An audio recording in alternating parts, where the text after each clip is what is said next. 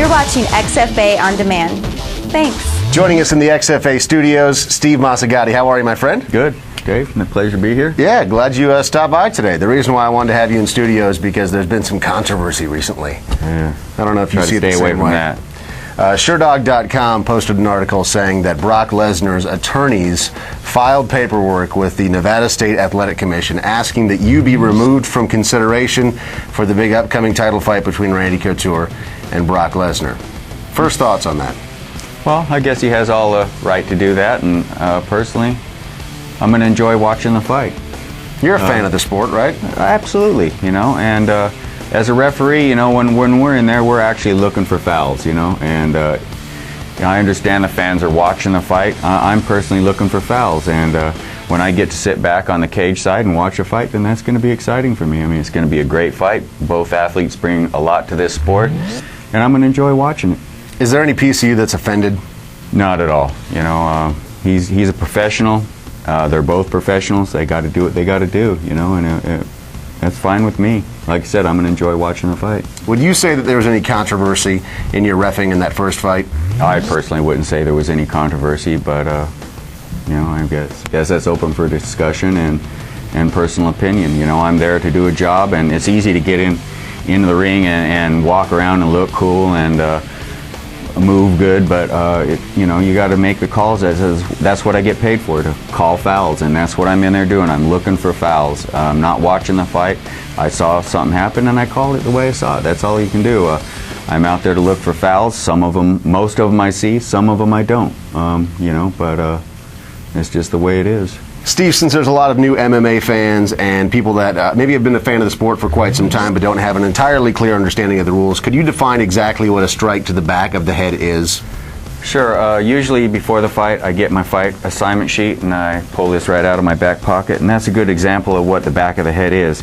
It's considered right here, back of the head, and understand that this isn't the back of the head. So we usually tell the fighters that if their finger is still hitting the air, it's good to go. So they'll get back off into this area right here, but once they target this area and hit that white piece of paper, that's what we consider the back of the head. And also the back of the neck, right in this area, hitting this spine area and or up to here. We've heard the definition of the Mohawk rule. It's basically the center line all the way to the top of the head and 1 inch to each side.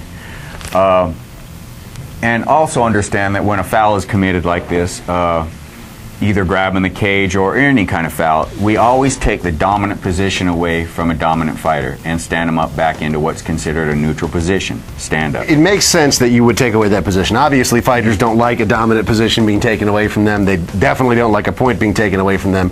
But is this the first time that you've ever had a fighter, referencing the Brock Lesnar situation, is this the first time that you've ever had a fighter ask that you don't be a part of one of their future matches because they were so upset about a call in a previous fight?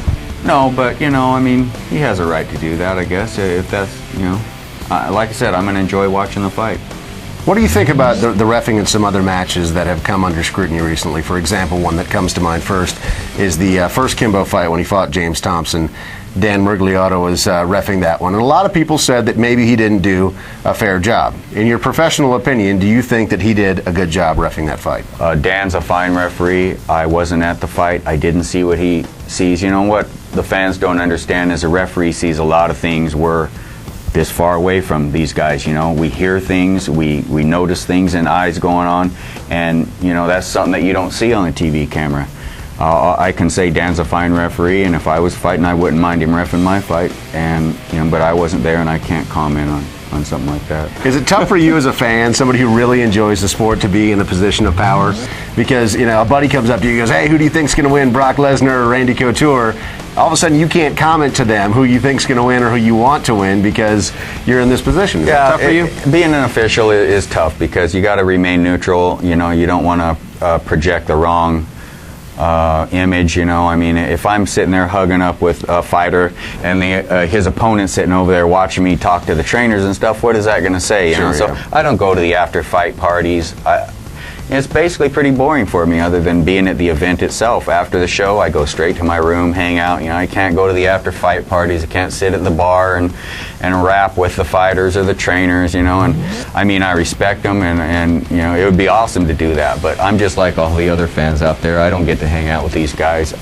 I probably could, but I don't, you know, and that's where you got to draw the line. Steve, I want to say thank you so much for joining us in the XFA studios today. It's safe to say that you are my favorite ref, and we look forward to seeing much of you in the future. Awesome. Glad to be here. Thank you, Dave. I'm Dave Farra. Thanks for watching XFA On Demand. Hook 'em up. You're watching XFA On Demand, brought to you by